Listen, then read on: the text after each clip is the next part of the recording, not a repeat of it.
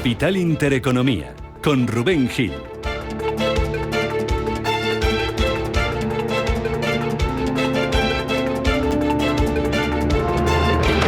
Saludos, ¿qué tal? ¿Cómo están? Muy buenos días y bienvenidos una mañana más a Radio Intereconomía. Bienvenidos a Capital Intereconomía, una mañana que apunta que va a ser alcista también para las bolsas europeas. En una hora las tenemos en marcha y según vemos en pantalla, los futuros apuntan a esa apertura en positivo. Subida ahora mismo para el futuro del DAX del 0,3%, subida para el futuro del Eurostock 50 del 0,2%. Vamos a ver cómo se empieza a mover enseguida el futuro del IBEX 35, que hoy va a abrir por encima de los 14.800 puntos, tras cerrar su mejor semana en 4 meses, subida del 5% para el selectivo español. Pendientes de la geopolítica, pendientes hoy de lo que está pasando con el precio del petróleo. Ahora enseguida se lo contamos, está bajando con la vista puesta en ese encuentro que van a celebrar, y es la noticia de la semana, Donald Trump y Vladimir Putin el próximo viernes. Será cuando se vean las caras, se van a reunir para hablar de la guerra en Ucrania y lo van a hacer el viernes en Alaska, un antiguo territorio ruso que Estados Unidos compró hace un siglo y medio. La noticia a esta hora es que la Casa Blanca quiere que Zelensky esté en ese encuentro. Lo adelantaba este fin de semana la NBC y lo confirmaba hace unas horas en una entrevista el vicepresidente estadounidense J.D. Vance. Uno de los obstáculos más importantes es que Vladimir Putin dijo que nunca se sentaría con Zelensky, el líder de Ucrania, y el presidente ahora ha conseguido que eso cambie. Francamente, estamos en un punto en el que estamos tratando de definir la fecha y el momento en que estos tres líderes podrían sentarse a discutir el fin de este conflicto, decía J.D. Vance. Por tanto, la cita entre Trump y Putin, la cita más importante de la semana, va a ser el viernes en Alaska, un encuentro que se antoja crucial para el fin de la guerra en Ucrania, con la duda de si va a estar o no Zelensky, el presidente ucraniano, que agradecía la declaración conjunta que este domingo firmaban los líderes de la Unión Europea, Ursula von der Leyen, el presidente de Francia, Macron, el canciller alemán Friedrich Merz, el líder polaco Donald Tusk y la primera ministra italiana Giorgia Meloni. Una declaración conjunta, por cierto, sin la presencia de España, sin la presencia de Pedro Sánchez en esa foto. La reunión ha sido constructiva, se han transmitido todos nuestros mensajes, nuestros argumentos están siendo escuchados, se están teniendo en cuenta los riesgos, el camino hacia la paz para Ucrania debe determinarse junto con Ucrania. Esto es fundamental y es importante que nuestros enfoques conjuntos y nuestra visión compartida trabajen en favor de la paz. Una posición consolidada, un alto al fuego, el fin de la ocupación, el fin de la guerra. Консолідована позиція. Припинення вогню. Припинення окупації. Припинення війни. El viernes, por tanto, tendrá lugar ese encuentro que llega cuando expiraba el plazo impuesto a Rusia por Washington para ejecutar un alto al fuego y demostrar avances hacia el final de ese conflicto. Un ultimátum que, junto al despliegue el pasado fin de semana de submarinos nucleares estadounidenses cerca de Rusia, iba acompañado de esas posibles sanciones económicas y aranceles a los países que están comprando petróleo ruso, entre ellos la India, que, como les contábamos la semana pasada, va a soportar un arancel del 50% a sus exportaciones. Mirando esa cita clave de la semana, las bolsas, como les contábamos, arrancan el lunes con ganancias, se extienden esos avances de la semana pasada. El que cae hoy es el precio del petróleo, con la vista puesta en ese encuentro entre Washington y Moscú. Eva Villanueva, buenos días de nuevo. Muy buenos días, Rubén. Pues sí, efectivamente, el oro negro es el que se convierte en el gran catalizador de lo que va a ser las expectativas de un mercado que atiende las conversaciones en Alaska del viernes. ¿Qué está pasando? Vemos un mercado del petróleo que ve cómo extiende las fuertes caídas de la semana pasada. Vemos al Brent, a esta hora en $66,26. El de referencia en Estados Unidos, el West Texas, $60,48.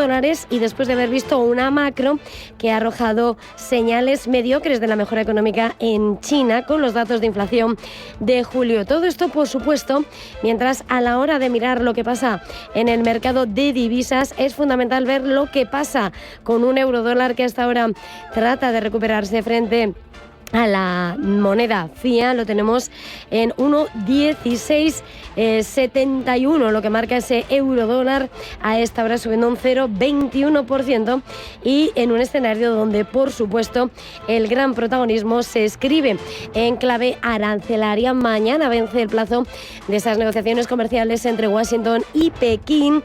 Se espera que se extiendan, pero la mirada está puesta en ese escenario y en esta cuenta atrás. Donald Trump ha ha escrito en Truth Social y ha urgido a China a cuadriplicar la compra de soja de Estados Unidos justo en plena cuenta atrás de que mañana expiren las negociaciones comerciales. Un escenario en el que habrá de vigilar lo que pasa con las divisas.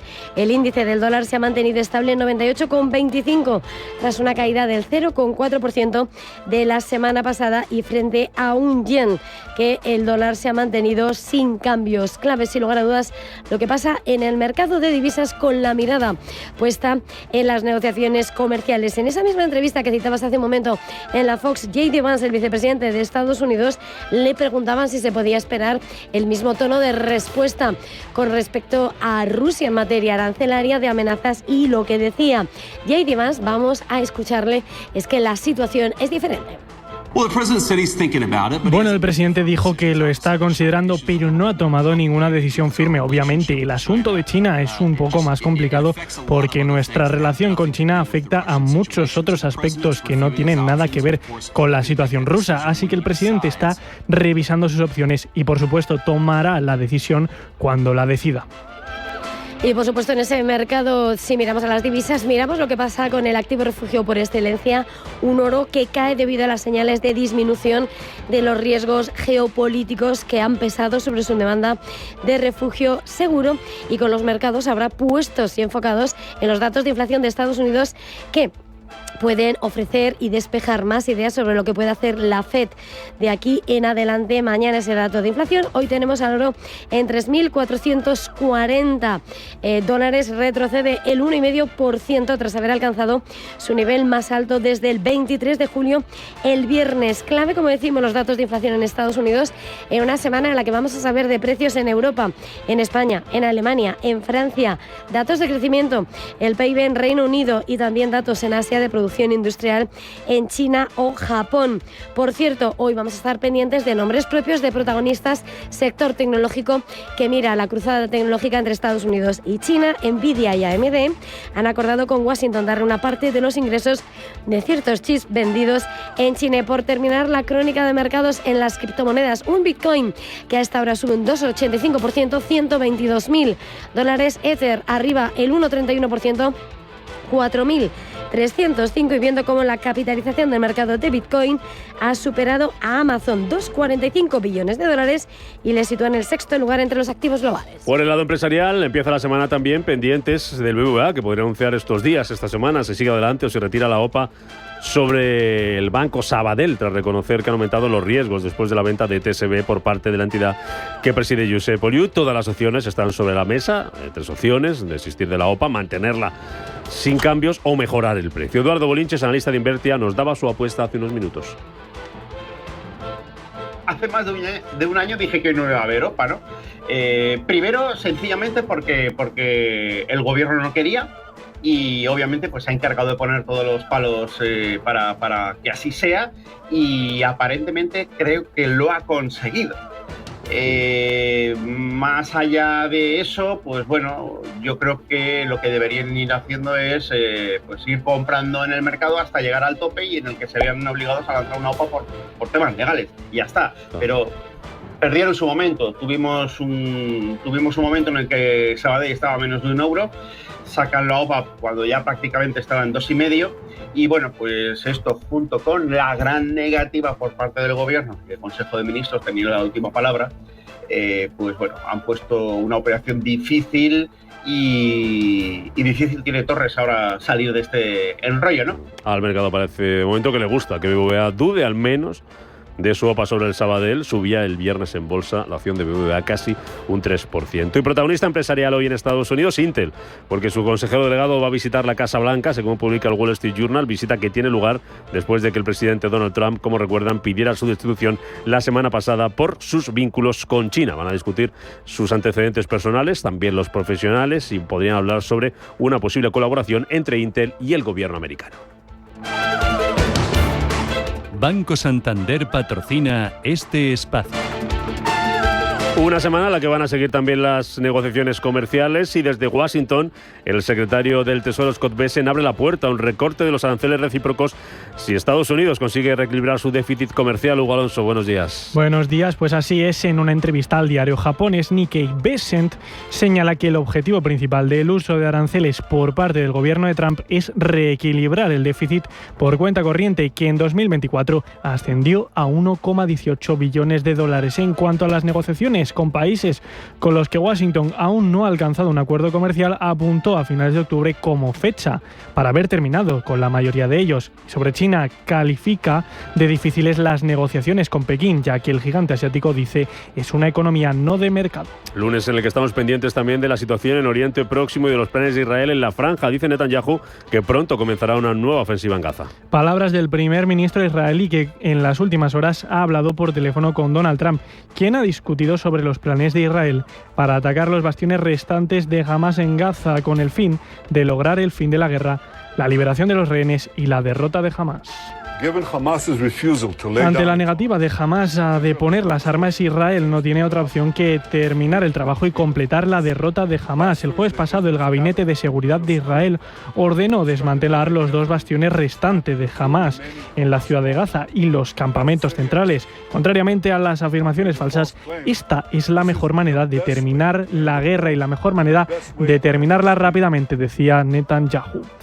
Además, esta madrugada hemos conocido que Australia y Nueva Zelanda podrían anunciar su decisión de reconocer un Estado palestino en cuestión de días, uniéndose a países como Reino Unido, Canadá y Francia. Protagonista empresarial también de este lunes, Duro Felguera, hoy firma el ERE, el expediente de regulación de empleo, con los sindicatos.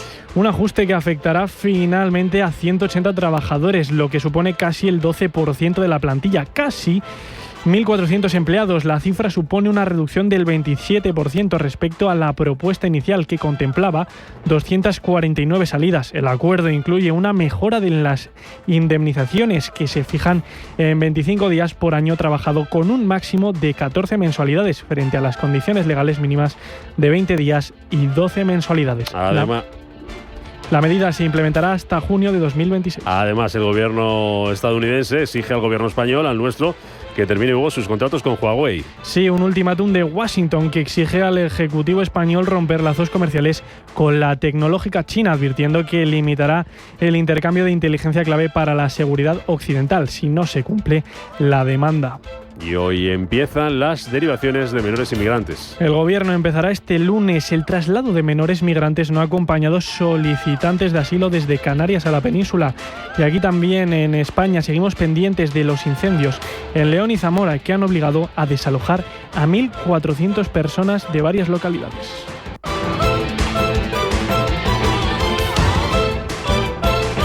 Banco Santander ha patrocinado este espacio. Mensaje de Marga para sus jefes.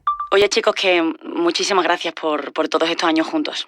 Pero me lo voy a montar por mi cuenta, ¿vale? Que como siempre me decíais que llamándome Margarita me pegaba a tener una floristería, pues os he hecho caso. Me he lanzado y ya tengo el local. Se va a llamar De Flor en Flor. Cuando sabes que ha llegado el momento, estamos contigo. Descubre todo lo que te ofrece el Santander para impulsar tu negocio desde 0 euros al mes. Promoción válida hasta el 20 de enero de 2026. Consulta condiciones en bancosantander.es. Cuando lo sabes, lo sabes.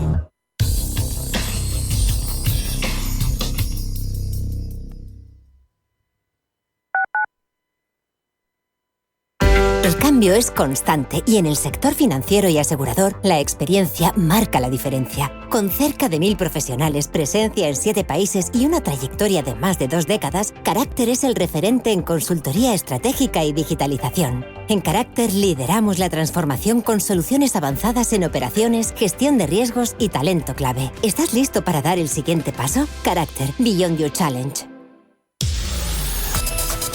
Los periodos de carencia, aquellos en los que o bien no se pagan intereses o no se amortiza capital, están pensados para solventar problemas puntuales de liquidez hasta poder hacer frente sin problemas a las cuotas del préstamo. Si bien es cierto que los periodos de carencia se suelen pactar para el inicio del préstamo, también es posible negociar con el banco en mitad del periodo de amortización. 2 son las carencias más habituales que se pueden negociar con la entidad financiera: la carencia de capital y la de intereses. El aplazamiento aumento de las cuotas, tanto si solo se amortiza capital como si solo se pagan intereses, encarece el préstamo, ya que los intereses se siguen devengando, encareciendo cada vez más la hipoteca. Una vez finalizado el periodo de carencia, el banco recalcula la cuota. Para que no sea tan gravosa, se aconseja que el cliente solicite a la entidad una ampliación del plazo de amortización del préstamo por el mismo tiempo que duró el periodo de carencia. Solicitar un periodo de carencia conlleva gastos, ya que la modificación de alguno de los puntos del contrato del préstamo está sujeto al cobro de una comisión por novación que puede ser de entre el 0,5 y el 1% del capital pendiente de amortizar. Abuela, vamos, quiero subir a todo. ¿Has visto la altura de ese tobogán? ¡Mola cantidubi! ¿Mola cantidubi? Abuela, necesitas refrescarte. Ahora se dice refréscate, bro. Refréscate, bro. Si aún dices mola cantidubi, necesitas refrescarte. Ven a Acópolis Villanueva de la Cañada.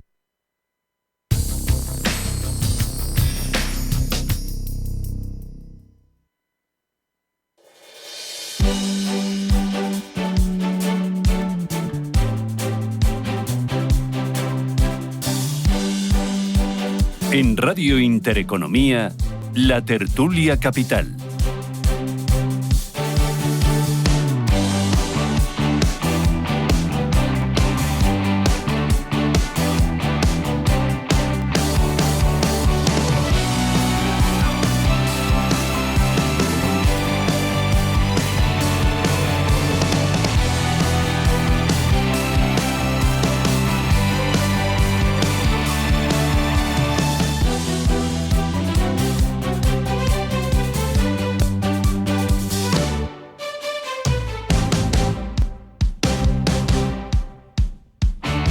Las 8 y 16 minutos de la mañana, hora menos en Canarias, y arrancamos la primera tertulia capital de la semana. Hoy por aquí con nosotros José Luis Fernández Santillana, director de Estudios de Uso, presidente de CEOMA. ¿Qué tal, Fernández? ¿Cómo estás? Muy bien. ¿Qué tal va todo? Bien, bien. Todavía por Madrid aguantando, ¿no? Todavía por Madrid, sufriendo estos calores, pero bueno, todo se acaba. Es difícil irse a algún sitio en el que no haga calor, porque escuchábamos antes el tiempo, solamente hay dos comunidades que son Baleares y Canarias, en las que hoy parece que van a estar un poco lejos de esos niveles tan altos. Bueno, todo lo que sube acaba bajando. Ya queda menos para que termine la ola de calor, se va sobrellevando. Ismael García Santos, analista geopolítico, economista, ¿qué tal? Buenos días. Buenos días, ¿Cómo Rubén, estás? ¿qué tal? Bien, aquí aguantando el calor como todos, ya está, ¿qué vamos a hacer? Tú vas ya esta semana, ¿no? La semana que viene, me iré a Gredos, que ahí se supone que hace un poco más de... Se supone, sí, hombre, sí, la semana que de viene. fresquito, ya veremos. Va a estar mejor. Vamos a ver qué tal está Carlos Tobías, abogado. ¿Qué tal, Tobías? Buenos días. Muy buenos días. ¿Qué tal noche has pasado? Estoy de vacaciones y yo muy bien. Aquí hace calor, pero tengo aire acondicionado. Bien. Y entonces eso ayuda bastante. Vale, ¿te has bañado mucho la semana pasada desde que hablamos? Sí, naturalmente que me he bañado. Bien. Ya aprovecho las vacaciones. Muy bien, como tiene que ser. ¿Qué pasa, que si no te bañas no las aprovechas o qué? Bueno, las aprovecho sin bañarme. Ah, vale, eso es otra cosa. Bueno, todo bien por allí, ¿no? Todo perfecto. Muy bien. Bueno, vamos a hablar de la reunión de la semana, que aquí es fiesta el viernes, día 15, pero nos han puesto ahí una cita importante en Alaska. Trump-Putin, a ver si está Zelensky o no está Zelensky. Ya estamos viendo en pantalla, para los que nos ven en YouTube, esa foto, esa reunión ayer de líderes europeos con Polonia, con Francia, con Reino Unido, con Alemania. Estaba por ahí también Italia, estaba Ursula von der Leyen. No estaba Pedro Sánchez, luego me contáis, pues no estaba Pedro Sánchez. Reunión que va a tener lugar en Alaska. Empiezo contigo, Ismael. No es casual el sitio, ¿no? Esto era un territorio ruso que compró hace siglo y medio Estados Unidos, ¿no? Bueno, podemos ir más allá todavía, ¿sí? Porque los primeros que hicieron exploraciones en Alaska fueron los españoles. Eso tendríamos que saberlo. De hecho, la parte sur de Alaska formó parte oficialmente de lo que es España. Bueno, fuera de eso, efectivamente era un territorio ruso. Los rusos se habían expandido por toda Siberia. Y, claro, ya se les hacía... En lenguaje popular se les hacía bola controlar tan inmenso territorio y acabaron vendiéndoselo a Estados Unidos. Entonces, el sitio, desde luego, no es baladí. No es casual, no es casualidad, porque es un territorio muy, muy cercano a Rusia. De hecho, es donde técnicamente tienen frontera, aunque sea marítima, Rusia y Estados Unidos. Es muy cercano a Rusia y, como estoy diciendo, es muy importante para ambos como símbolo. O sea, que el sitio no está elegido al azar, está elegido muy puntualmente. Y bueno, vamos a ver qué sale de esa reunión. Ya estamos viendo que Donald Trump querría también que estuviera Zelensky. Zelensky querría estar porque la posición sobre la guerra de Ucrania está absolutamente enconada. Putin no se mueve de la posición de que lo conquistado lo tiene, y Zelensky dice que no quiere ceder absolutamente ningún territorio, incluido incluso Ucrania, que de alguna manera quedó cedida, no legalmente, pero de alguna manera por inducción, quedó cedida en 2014 cuando Rusia acabó ocupándola. Ya veremos a ver qué es lo que pasa. En la foto que hemos visto, pues están los líderes europeos que de alguna manera están siendo influyentes, y bueno, pues nuestro presidente no está, ya no hace falta decir más. Es decir, su posicionamiento probablemente está llevando a que España esté perdiendo protagonismo internacional, y eso es lo que estábamos viendo, y vamos a ver qué es lo que sale de la reunión y si finalmente va Zelensky, que es lo que estamos todos pendientes. ¿Tú crees que va Zelensky, José Luis? Yo creo que no, yo creo que Putin no se va a reunir, ¿no?, con Zelensky a priori, ¿no?, porque sería darle carta de naturaleza que yo creo que no se la quiere dar. Bueno, yo creo que el hecho de que se reúnan ahí en Alaska podían verse en cualquier otro sitio. Seguramente es el que le pilla a los dos más cercanos desde el punto de vista de que a partir del estrecho de Bering es que se puede, cuando no se congela, se puede pasear andando de un continente a otro y por tanto de un país a otro, ¿no? Que ha sido el paso natural, bueno, más allá de las riquezas de Alaska, las riquezas naturales. Yo no espero gran cosa de estos, ¿no? Decir, ¿no? Porque, no, porque si hubiese algo, ya habría alguna filtración. Decir, estas cosas se preparan, ¿no? Es decir, más allá que Trump improvisa mucho, pero hasta aquí hemos llegado, ¿no? Putin no improvisa nada, o sea, todos los pasos están perfectamente medidos, ¿no? Entonces, lo que está claro es que estamos en ese viejo dilema de paz por territorios, ¿no? Es decir, que no es una cosa nueva, ¿no? Lo hemos visto también en Oriente Medio, con el conflicto israelí, es decir, y con Gaza y con Cisjordania, etcétera. Entonces, aquí la situación es, oiga, de tanto muerto, tanta sangre derramada, para quedarnos como hace 3 años, o sea, como estaba la situación antes, o sea, ha compensado todo esto. Es decir, me parece que es tremendo, ¿no? Sobre todo lo digo por parte de los ucranianos, que han dejado allí media vida y más de media vida, ¿no? Entonces no sé cuál es la salida. Crimea está claro que eso seguramente no sea posible recuperarlo para Ucrania, porque incluso una cesión, digamos, teóricamente legal por parte del Parlamento, o sea, en su día de la URSS. Bueno, pues eso es lo que tenemos, ¿no? Es decir, no da para más, ¿no? Yo no espero grandes cosas, y si no tiene sentido que Trump esté, salvo que tenga un mandato expreso de Zelensky para negociar, no puedes negociar en nombre de otra persona que es directamente afectada por el conflicto, ¿no? Porque tú puedes echar una mano, pero no eres parte, ¿no? Y aquí al final esa es la clave, ¿no? Y en verdad hay una cosa que has dicho que es muy importante. Ahora te doy la pelota, Tobias, no te preocupes. El tema de paz por territorios tiene una trascendencia muy superior a la que estamos pensando, porque de alguna manera, desde el punto de vista del resto del mundo, diría, oye, pues mira, que cedan eso, total, si ahí estaban gente de etnia rusa, y pero las consecuencias jurídicas son terribles, porque estamos aliviantando el principio de inviolabilidad de fronteras, el principio de derechos de territorialidad de todos los territorios del mundo, y claro, si empezamos a admitir las cesiones territoriales a cambio de paz, pues estamos posicionándonos como antes de la Segunda Guerra Mundial, cuando pasó con Hitler, es decir, se le admitía absolutamente todo a cambio de paz, y al final no hubo paz, porque lo que había era un rencor y un resentimiento de todos los diferentes países y territorios afectados que llevaban a la guerra. O sea, eso está clarísimo. Bueno, no sé cómo el mundo va a afrontar una situación como esta. Bueno, está implicado en países muy poderosos, y es complicado que lleguemos a un acuerdo que satisfaga a todas las partes. Carlos. Yo tengo poco que añadir a esto, ¿no? Pero realmente me parece que lo de paz por territorios es muy peculiar, porque eso lo que incentiva es: yo invado, y una vez que tengo invadido un territorio, digo que quiero la paz, y entonces negociamos, pero ya lo que he invadido me lo quedo.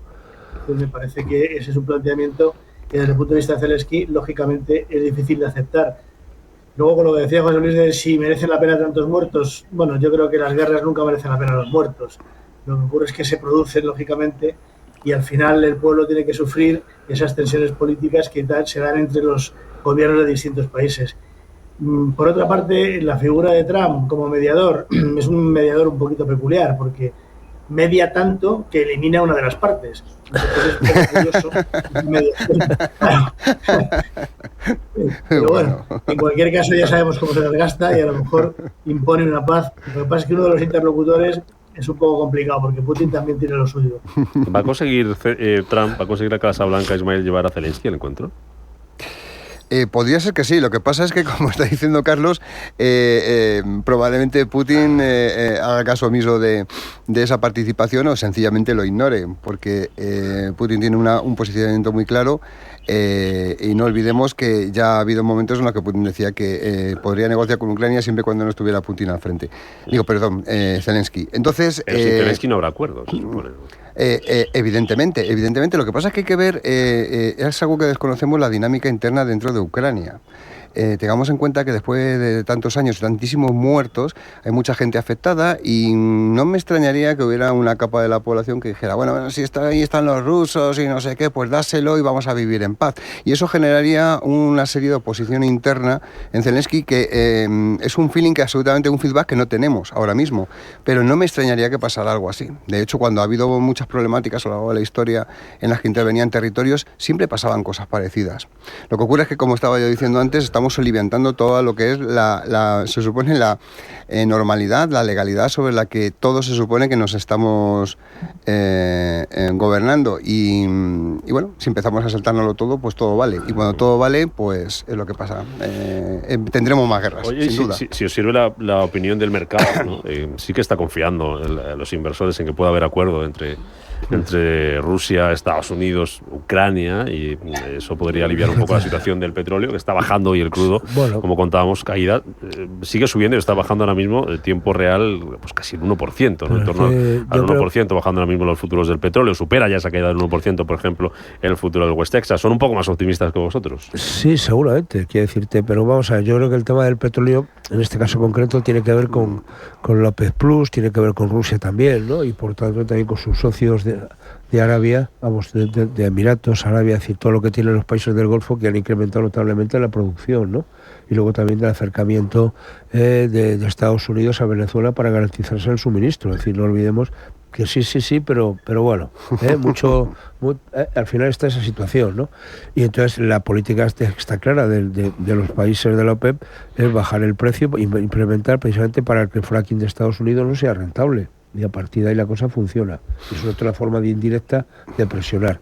Pero bueno, dicho esto, a mí, yo lo que me conformaría en esta primera fase, una cosa tan simple como que hubiese una tregua, ¿no? Es decir, vamos a ver, antes de pactar realmente un acuerdo como tal, vamos a pararnos un poquito, ¿no? Vamos a dejar de darnos tiros y de cañonazos y vamos a parar. Porque lo que está claro es que lo que todo el mundo pensaba de que Rusia se iba a dar un paseo triunfal y que en 2 semanas estaba en Kiev y por allí celebrando la victoria, pues ya he visto que no, o sea que ha habido un gran desgaste. Otra cuestión distinta es que los rusos no tienen capacidad de reaccionar ante, digamos, su dictador, y empleo este término. Es decir, no puede haber una movilización en Rusia diciendo que se acabe la guerra. No. Cosa que es más fácil que suceda en Ucrania, un poco en la línea de lo que tú planteabas, claro, ¿no? Entonces, eso estamos jugando con cartas marcadas, ¿no? Y con regímenes completamente distintos, ¿no? Claro. Y una capacidad, omnímoda del señor Putin de hacer lo que le da la gana en su casa, ¿no? En su casa y en alguna más. Literalmente. Hay una cosa, mira, yo, Rubén, con esto de que los mercados son optimistas y demás, los mercados deben de ser optimistas. Entre otras cosas porque detrás hay una serie de intereses económicos, entonces siempre escuchamos a los grandes gurús o a personas que de alguna manera representan intereses de grandes inversoras, de fondos de inversión, inversores generales, grandes empresas, que claro, ¿cómo van a transmitir una sensación de nerviosismo? Pues acaban evaluando cosas tan graves como una guerra en la que está muriendo muchísima gente. Una incidencia nada más de que medio punto, pero no hay ningún problema. Sí puede haber problema, y mucho además, porque estamos viendo que el mundo se está soliviantando completamente. Estamos viendo como en Latinoamérica, por ejemplo, no se está controlando absolutamente ningún tema de ningún tipo de mafia ni nada, y eso está generando problemas. Hemos visto hace 4 días cómo se enfrentaban Pakistán y la India, potencias nucleares. Hemos visto cómo China rodea una y otra vez la isla de Taiwán. Hemos visto cómo Corea del Norte hace ensayos con misiles balísticos. Entonces, y de Oriente Medio es que mejor no hablar, porque ya el lío que hay, eso no tiene nombre. Entonces, bueno, esto que me lo evalúas en una influencia en medio punto en los réditos de las diferentes inversiones posibles, vale, pues te lo compro. Si tú lo dices, pues ya veremos a ver. La realidad siempre es la puñetera realidad. Y ya veremos a ver qué es. Bueno, Tobías, este tema de Rusia se ha metido también en las negociaciones comerciales. Ahí está ese arancel del 50% de Estados Unidos a la India. por comprar petróleo ruso. También por lo mismo ha puesto en el foco a China. Mañana termina, en teoría, ese plazo, 12 de agosto, que dio, pero bueno, no se descarta que pueda haber una tregua, o veremos a ver qué pasa. Y nos despertamos hoy con una entrevista de Scott Bessent, secretario de Tesoro estadounidense, en el diario japonés Nikkei, en el que dice que Estados Unidos podría recortar los aranceles si reducen el déficit comercial de Estados Unidos, y en el que habla de China. Y no es como muy amable, porque dice que la negociación con China está siendo difícil porque China es una economía no de mercado. Dicho de otra manera, que no es una economía de mercado. ¿Qué te parecen esas palabras, Tobías? Bueno, mira, me parece que tiene razón. China no es una economía de mercado ni tampoco funciona con arreglo a los criterios capitalistas de Occidente. Pero claro, es que realmente los aranceles, aparte de las amenazas de Trump en plan camorrista, de te los pongo, te los quito, los prorrogo, bueno, la realidad es que sirven para reducir ese déficit. Y de hecho lo está haciendo así. Entonces, lógicamente, si el déficit se reduce, pues entonces se podrían bajar los aranceles. Pero a mí me parece que Trump lo está usando no en un sentido de técnica comercial, sino en un sentido de amenaza política. Y lo está utilizando al que no le gusta, pues le pongo aranceles. Y ahora, por ejemplo, vemos en España con el tema de Huawei. Nosotros, como siempre, Sánchez va a dirección contraria de todos los del mundo.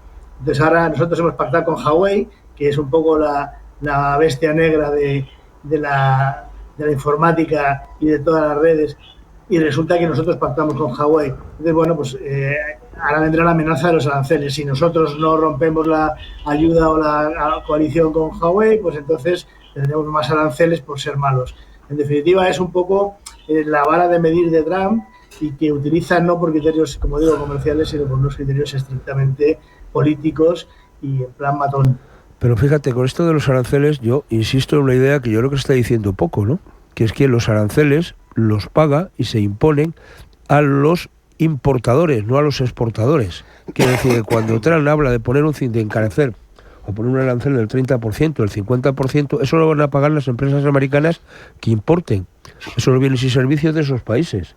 Por tanto, a quien está de alguna manera cargando es a sus propios ciudadanos, a sus propias empresas, diciéndoles, oiga, o producen aquí, o si compran fuera, para no producir aquí yo les voy a clavar, o sea, les voy a meter una sobrecarga. Y sobre todo tiene lo que es un afán recaudatorio, porque ese arancel, en definitiva, es un impuesto que va a recaudar tal, y con eso lo que intenta es paliar o intenta tapar el agujero tan brutal que tiene con la deuda. Es decir, una forma de generar ingresos para el Estado, pero nada más. Entonces, no creo que con esto al final esté mejorando la economía norteamericana, sino al contrario, lo que puede provocar es un colapso en la misma. Es decir, que no tiene mucha lógica todo este tipo de situación.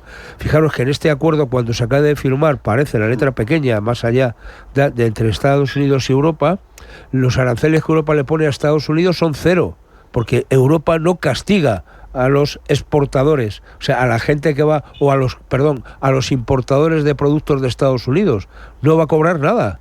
Es que es la diferencia sustancial, ¿no? Y por supuesto dejamos claro, o sea, que China, lo llevamos diciendo en esta tertulia en 1000 casos, oiga, esto de que es una economía liberal, de mercado y tal, por tururú, ¿no? Es una economía intervenida por un gobierno que no olvidemos que es un régimen comunista, totalitario y dictatorial. Sí. Ese es el régimen chino, ¿eh? Sí, pero hay una cosa que hay que tener en cuenta. Efectivamente, el régimen chino no es una economía de mercado, no responde a eso, está perfectamente dirigida, apoyada, pero está jugando en el mercado, ¿por qué?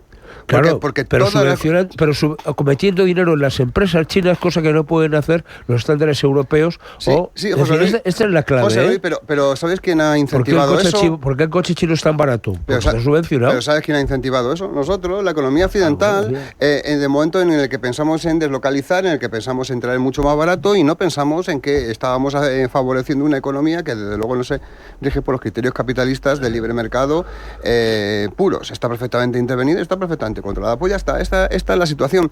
Nosotros nos hemos creado nuestro propio monstruo y ahora nos quejamos de él. Bueno, pues no te lo crees, y no tengas miedo, no la hagas y no la temas. Ahora la tememos, pues porque la hemos hecho. porque es que estábamos todos de acuerdo, desde los todo a 100 hasta hoy en día, con las grandes tecnologías muy baratas, en comprar eso porque salía mucho más barato, con la consecuencia que ha tenido para nuestras empresas. Los aranceles de Trump evidentemente son inflacionistas porque lo pagan los importadores, porque va a subir los precios a los votantes, pero no olvidemos que la capa votante de Trump hay mucha capa, digamos, que es de poca cultura, entonces se les vende muy fácil decir que estamos cobrándole a otros países y que encima estamos llegando a acuerdos donde esos países van a invertir en Estados Unidos. Entonces lo que se les queda en la cabeza es pues que somos poderosos y estamos consiguiendo inversiones. Ya veremos, según vaya rodando el tiempo, qué va a pasar con la inflación y qué va a pasar con toda la cuestión la deuda de Estados Unidos y más, que eso tiene su problemática a tratar. Bueno, oye, a la vuelta de publicidad, Tobías, José Luis e Ismael, os pregunto por el tema BBVA. Vamos a ver esta semana si sale algo o no. Lo último de la semana pasada, no sé qué lo contamos, esas dudas, reconociendo que hay riesgos sobre la OPA. A ver qué pasa. 3 opciones sobre la mesa, me contáis cuál es vuestra apuesta.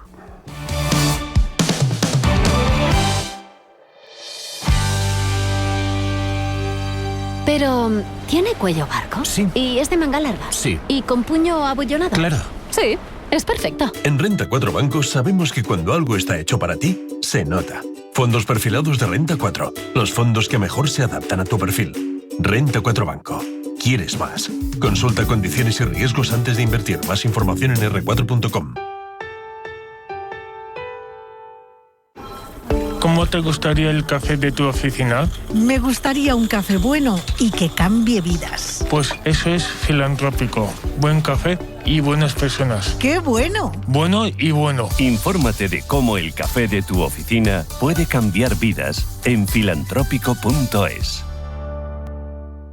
La Hora de Miguel Ángel es un programa dedicado a la salud y la prevención de enfermedades. Con un lenguaje claro y sencillo, te explica cómo llevar una vida saludable. La Hora de Miguel Ángel, todas las noches a las 12 en Radio Intereconomía. ¿Buscas alquilar un coche durante tus vacaciones? Drivalia. ¿Pensando en renovar la flota de vehículos de tu empresa? Drivalia. ¿Necesitas un coche por unos meses y no sabes cómo hacer? Drivalia. Entra en drivalia.es y descubre nuestros servicios de alquiler de vehículos por días, meses o años. Con Drivalia, tu movilidad es fácil y flexible. En Finaccess Value queremos ayudarte a conseguir tus objetivos financieros. Finaccess Value, gestión de patrimonios centrados en la prudencia y la gestión del riesgo. Un enfoque global y más de 20 años del grupo Finaccess nos avalan. Más información en finaccessvalue.es y en el 91 737 4114. Finaccess Value, agencia de valores, figura inscrita en CNMV con el número 301. Radio Intereconomía es la mejor plataforma para dar a conocer, relanzar y poner voz a su empresa. Nuestro equipo comercial le asesora para conseguir sus objetivos. Contacte con nosotros en el 91 999 21 21 o escribiendo a comercial@intereconomía.com. Radio Intereconomía, la radio de las empresas.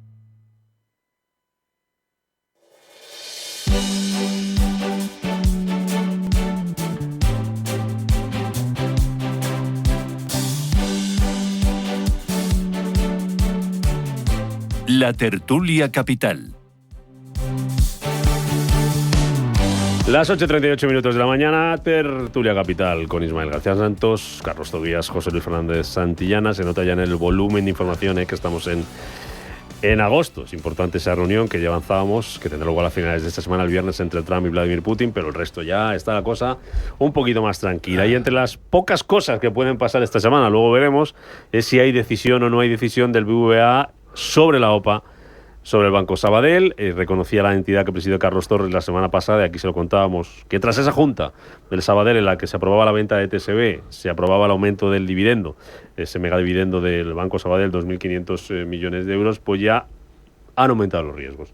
Ya parece que la operación no es tan interesante y esta semana podríamos tener noticias al respecto. Todas las opciones están abiertas, hay 3 posibilidades: retirada de la OPA, es decir, paso atrás, que se mantenga tal y como está, o que se mejore la oferta. ¿Cuál es vuestra apuesta, José Luis? Bueno, yo creo que si quiere que la OPA prospere, va a tener que mejorar la oferta, necesariamente.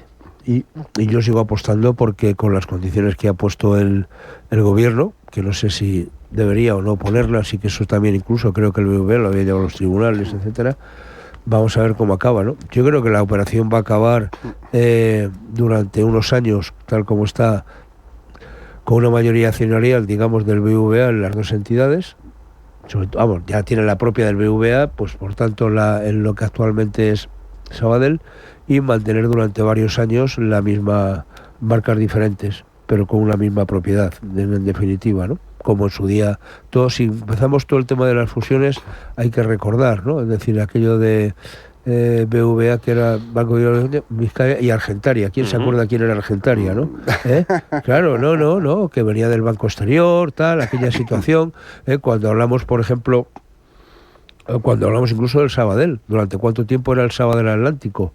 Y de repente ya, porque hablemos de Bankia, ¿no? Que ha desaparecido completamente. Bueno, entonces yo creo que este tipo de operaciones, pero yo creo que va a tener que mejorar la oferta primero, porque lo que está viendo es una posición hacia el accionariado del Sabadell, de decirle, oiga, aquí yo voy a dar un buen dividendo y por tanto, o sea, usted aguante aquí que yo le voy a remunerar convenientemente. También lo que puede plantear el BBVA es decir, oiga, usted se ha descapitalizado porque ha vendido una parte, aunque haya hecho un ingreso, digamos, en efectivo, que puede usted llevar al dividendo, pero usted ha perdido valor porque una de sus entidades la ha vendido y por tanto usted, yo no subo porque usted vale menos, ¿no? Pero claro, ¿quién mide eso, no? Y por el interés te quiero, con lo cual, o mejora la oferta o eso no tiene muchas posibilidades. Bueno, yo aquí lo que veo son dos cosas. Por un lado, no olvidemos la trayectoria de Banco Sabadell. Banco Sabadell siempre era un banco comprador. No olvidemos, por ejemplo, que entre otras cosas compró la red de Barclays en España y la red de NatWest España también, en su momento. Y Caja Mediterráneo. Caja Mediterráneo. Entonces, esa es la perlita. Claro, entonces, estamos hablando de un banco, vamos a llamarle en términos geopolíticos, imperialista. Entonces, pues claro, ahora se resisten. Josep Olio es una persona muy dura en ese sentido y se resiste. Y luego hay una segunda cosa que yo veo clara, todas estas intervenciones gubernamentales que, de acuerdo a una economía de mercado, pues tampoco deberían de estar, estamos en lo de siempre, pero bueno, obedecen a un trasfondo de no dar la impresión de que se apoya a los grandes bancos o bancos gigantescos, agrupaciones bancarias más de las que ya hay, de cara a la venta ideológica a un electorado en el que no se quiere dar la sensación de que se está favoreciendo que haya grandísimos, poderosos bancos y demás. Se juntan unas cosas con otras y obviamente el BBVA se está encontrando con una cuestión de números que dice, bueno, que esto no sé si me va a salir rentable y no sé cómo lo voy a poder gestionar. Probablemente el final de toda la película sea que haya la fusión, porque probablemente el mercado no sostenga la posibilidad de que sigan los dos bancos independientes, pero bueno, va a haber resistencia. Podemos estar entrando ahí una especie de, vamos a llamarle guerra, de ver quién es más fuerte, quién es más poderoso y cómo se consigue salvar sillones a la hora de hacer la fusión, como ha pasado en todas las fusiones que ha habido en España. Tobías. Bueno, yo discrepo un poquito. Venga. Yo creo que desde la OPA el beneficio por acción del Sabadell aumenta un 40%, mientras que el del BBV solo aumenta un 16%. En las OPAs hostiles el resultado muchas veces es que acaba retirándose la OPA. Tenemos el ejemplo de Unicredit, Montepaschi en Italia. Y la realidad, como decía José Luis antes, es que aquí hay que plantearse si realmente esto es rentable o no. Los accionistas del Sabadell se están viendo muy mimados ahora, con unos dividendos extraordinarios, y yo creo que de alguna manera lo que se está buscando es, por una parte, sacar activos que son potencialmente generadores de recursos para el futuro, elevar la retribución al accionariado de forma que, como dijo el CEO del Sabadell, a la OPA no vaya ninguno voluntariamente, salvo que sea algún despistado, dijo. Bueno, realmente el tema del BBV es si esta operación interesa o no. A mí lo de mantener 3 años las marcas separadas y hacer esta especie de fusión a largo plazo, pues no me parece que sea financieramente una gran operación.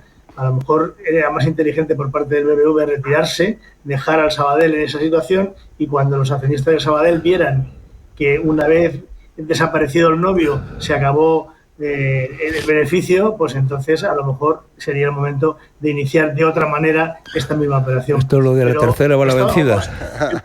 Por el BBV no le interesa. Pero fíjate, Carlos, que sería la tercera. O sea, digo que esta operación estará en el segundo intento que ha habido del BBVA respecto al Santander. Yo lo que dicen por ahí también los mentideros de la Villa y Corte, es que aquí puede haber otra operación después, que es que no es si la OPA fracasa y el BBVA se retira, y yo creo que aquí lo que estamos hablando es en términos de competencia, es que pueda haber una alianza, vamos a llamar este término, entre otras entidades, digamos, de segundo nivel, por llamarlas así, ¿no? En torno al Sabadell, hablamos de Abanca, hablamos de Unicaja, hablamos de distintas entidades que si se juntan unas cuantas, dan lugar a otro a otra entidad de crédito, a otra entidad financiera muy potente, ¿no? Que pueda estar disputando el tercer lugar. Bueno, esta también historia está por ahí flotando. Entonces yo no sé si por el interés te quiero te dejo de querer, pero lo que está claro es que también al BBVA no le interesa que le surja un competidor de esa naturaleza. Y luego no olvidemos el empeño del Banco Central Europeo de que haya este tipo de operaciones. Yo no, a mí este tipo de, por principios, ¿no? Este tipo de grandes monstruos que al final son sistémicos y que hay que acabar siempre mimándolos porque no se les puede dejar caer nunca, me dan cierto pánico, tiene que ver con la competencia.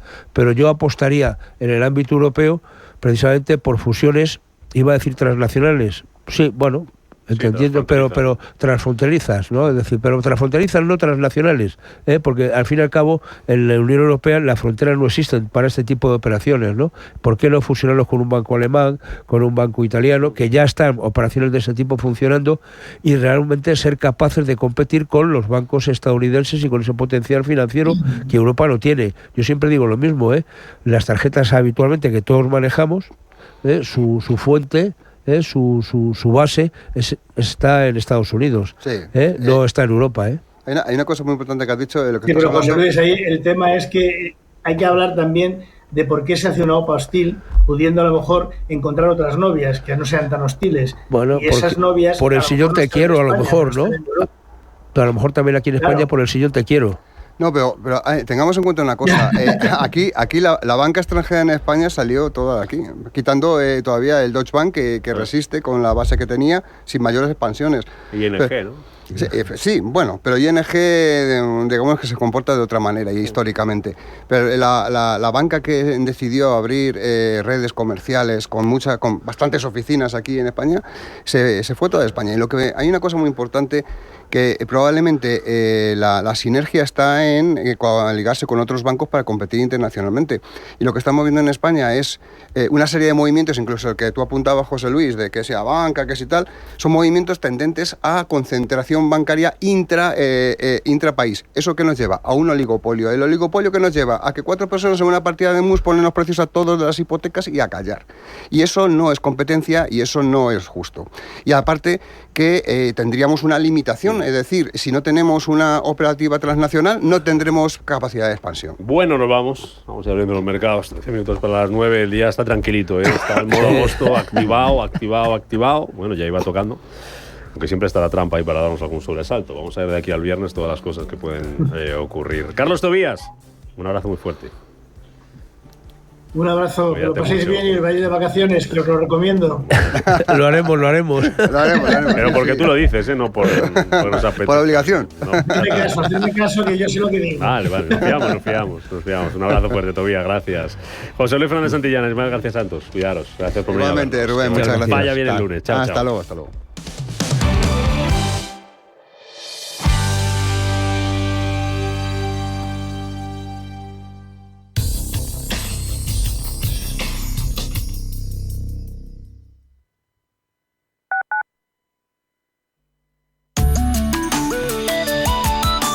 MAPFRE patrocina la información del tiempo. Predominará la estabilidad en casi todo el país, con cielos despejados o poco nubosos, salvo intervalos de nubes bajas y nieblas en Ceuta, Melilla y zonas costeras del noroeste. Por la tarde se espera nubosidad de evolución en el norte peninsular, meseta sur y sierras del sureste, con posibilidad de chubascos y tormentas, sobre todo en zonas montañosas y el Pirineo. Las temperaturas máximas en ascenso en el Mediterráneo, Valle del Ebro y Andalucía Occidental. En descenso en Canarias y en noroeste peninsular. Se superarán los 35 grados en la mayor parte del país y los 40 en zonas del sur peninsular, nordeste y Canarias orientales. Las mínimas en aumento en Levante, Ebro y Cantábrico oriental, superando los 20 y 22 grados en general. Incluso los 25 en Baleares, gran parte de la península y Canarias localmente hasta 30 grados en este último archipiélago, vientos flojos en general con algunos fuertes en Canarias. MAPFRE ha patrocinado la información del tiempo.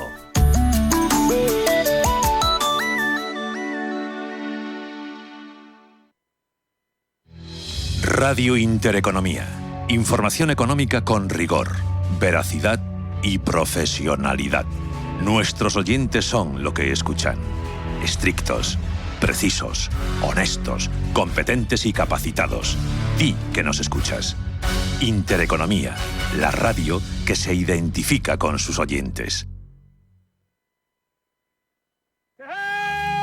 Si tu pasión es la caza, sueñas con el sonido del río mientras lanzas tu caña, o simplemente disfrutas del campo y la naturaleza, este es tu programa. Caza, pesca y naturaleza. Todos los sábados y domingos de 7 a 8 de la mañana en Radio Intereconomía. Coordina Marcos Ruiz.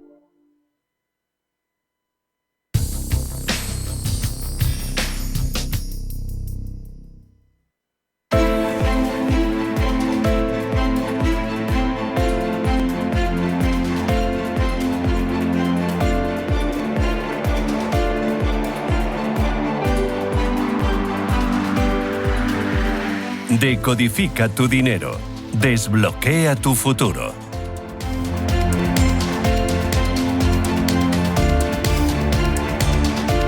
Menos de 10 minutos para que arranque la sesión en Europa, para que abran las bolsas europeas este lunes 11 de agosto, así que vamos a prepararnos para lo que nos viene hoy, también para lo que nos viene esta semana. Recordamos algunas de las principales claves que van a marcar la semana en los mercados, un día que de momento viene en positivo, pendientes de la geopolítica y de los datos de inflación que vamos a conocer en diversos países, entre ellos en Estados Unidos en los próximos días. Futuro del IBEX y de las bolsas europeas, ¿cómo lo tenemos hasta ahora, Eva? Buenos días de nuevo. Muy buenos días, Rubén. Bueno, pues vemos cómo los operadores europeos se preparan para abrir esta jornada de 11 de agosto con subidas.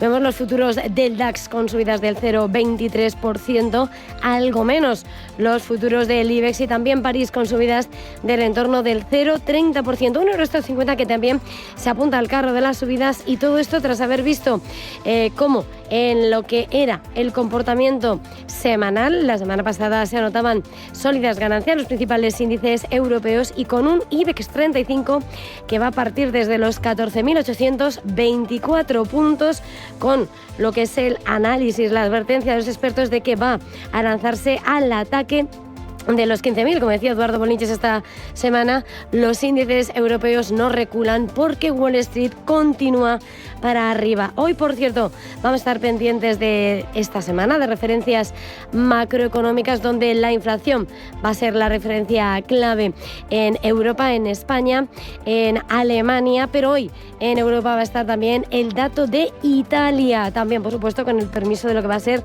la gran referencia del dato de inflación en Estados Unidos. Vamos a mirar también algunas empresas protagonistas que vamos a vigilar hoy también, donde vamos a poner el foco de esta semana. Bueno, pues vamos a ver lo que va a ser compañías que miran y mucho a lo que está siendo los grandes asuntos en geoeconomía, viendo por supuesto cómo en materia arancelaria Novartis Suiza va a estar en el punto de mira. Las autoridades del gobierno helvético, según Bloomberg, van a reunirse con ejecutivos tanto de Novartis como de Roche. Quieren una cumbre de crisis sobre el futuro de la industria farmacéutica nacional, una vez que llega esa clara amenaza en medio de lo que van a ser los próximos aranceles que imponga Donald Trump, y después de haber pedido además ese comportamiento y esa contención en los precios. Además, Novartis, que hoy tiene que cotizar los resultados de ensayos médicos muy positivos, ensayos clínicos de fase 3 con Ianalumab, que han alcanzado el objetivo principal en pacientes con enfermedad de Sjögren. Importante, el sector automovilístico. Mercedes, dice Bankinter, ha cambiado su recomendación vender el valor porque la demanda continúa presionada por China. Por supuesto, en España lo estamos contando. ¿Qué puede decir BBVA? Carlos Torres Vila puede pronunciarse sobre qué va a hacer en esa OPA sobre el Sabadell, y por supuesto pendientes de ese eurodólar, y lo tenemos recuperándose, caminando hacia el 1,17, 1,1664, pendientes del informe de inflación en Estados Unidos y la negociación arancelaria con China. Futuros europeos al alza, futuros americanos también en verde, subidas ahora mismo que superan el 0,1%. 0,2% y mayoría de ganancias esta mañana en las bolsas asiáticas. Nikkei de Tokio cerrado por festivo, pero hemos tenido subidas en Hong Kong, tímidas del 0,05% ahora mismo. Shanghái arriba un 0,35%. También el Kospi, aunque finalmente ha cerrado con una ligera caída del 0,1%. Máximos históricos en la bolsa australiana, en línea con lo que vimos al cierre el pasado viernes en Estados Unidos, y esa caída hoy del precio del petróleo pendiente de la geopolítica, de la negociación este viernes en Alaska entre Donald Trump y Vladimir Putin. Vamos a buscar el análisis hoy con Rodrigo Villanueva, es gestor en Actitudes Small Caps. ¿Qué tal, Rodrigo? Muy buenos días. Muy buenos días, ¿qué tal? Modo agosto activado en las bolsas, pero esto va para arriba, ¿no? Tranquilidad, ¿no? Dentro de lo que cabe, pero bueno, yo creo que sí, ¿no? Está llegando otra vez el flujo de vuelta a la renta variable, y no solo en Europa, sino también estamos viendo cierto contagio en Asia, donde parece que vuelve a ser una región que el inversor está volviendo a mirar, el inversor occidental en este caso. Así que nada, la verdad que parece que todo tira para adelante, ¿no? Pese a todo el ruido que ha habido últimamente con los aranceles. Bueno, nosotros la verdad que lo vemos con cierto optimismo. ¿Qué va a ser lo más importante de la semana? Contábamos ahora algunas pinceladas, Rodrigo, de la agenda, sobre todo el foco puesto en los datos de inflación, en el de Estados Unidos. Resultados empresariales, bueno, queda alguno todavía. ThyssenKrupp, Carlsberg, E.ON, Porsche van a presentar cuentas aquí en Europa esta semana, pero no parece que vayan a mover mucho el mercado. Tampoco se espera gran novedad de las negociaciones arancelarias, aunque con Trump por medio nunca se sabe. ¿Dónde vais a mirar? Bueno, la verdad que nosotros lo que hacemos es un trabajo de ir empresa a empresa y más mirando en el largo plazo que en el corto. Yo creo que en el corto plazo es muy difícil saber, ¿no?, qué va a ocurrir en las bolsas, qué va a decidir Trump en este caso, si se va a enfrentar otra vez de nuevo a Powell o no. Pues bueno, al final yo creo que son temas más del corto plazo que del largo plazo. Nosotros lo que más nos preocupa ahora en el corto medio plazo, no es ver esa reunión, ¿no?, entre Trump y Putin, a dónde puede llegar y cómo puede avanzar en sí pues todas las negociaciones con Ucrania, ¿no?, si se va a sentar o no se va a sentar, y bueno, si puede dar pues cierta paz en Europa. Y también yo creo que un poco rebajar las expectativas que hay en tema de defensa, ¿no? Yo creo que ahora mismo todos los países están aumentando muchísimo la inversión en este sector, y yo creo que cierta paz pues podría un poco igual aliviar, ¿no?, ese gasto militar que se está preveyendo para el futuro. Esa reunión del viernes entre Trump y Putin lo que está haciendo es tensionar a la baja al precio del petróleo crudo, que no lleva un buen verano. En efecto, aquí hay que entender un poco dos temáticas, ¿no? Una cosa es el crudo, ¿no?, ahora mismo a spot o a un mes, y luego más el de medio plazo. Yo creo que hay mucha tensión a la baja en el corto plazo, pero yo creo que estos precios bueno, pues deberían de subir en el medio y largo plazo, sobre todo porque ahora mismo lo que estamos viendo nosotros, al menos en el sector, es que no está habiendo ese CAPEX, ¿no?, esa inversión de mantenimiento e inversión en nuevas plataformas y en nuevas exploraciones, ¿no? Rodrigo, ahora mismo y lo estamos viendo muchísimo con... Dime, estamos viendo muchísimo con todas las petroleras europeas. Ahora mismo, por ejemplo, no están comprando datos, por ejemplo, sísmicos para encontrar exploraciones en el mar, básicamente por dos razones. Como ven, la alta incertidumbre en el precio del petróleo ahora mismo, que viene un poco consecuencia también del tema arancelario. No saben muy bien dónde puede acabar el tema arancelario para el petróleo, y lo que se ha decidido, pues bueno, un poco en el sector es, oye, vamos a esperar a ver si hay más certidumbre en el espacio geopolítico, Rodrigo, volveremos a invertir. Me voy a la Desco y a la vuelta abrimos el mercado y seguimos hablando contigo, buscamos oportunidades. Venga, hasta ahora.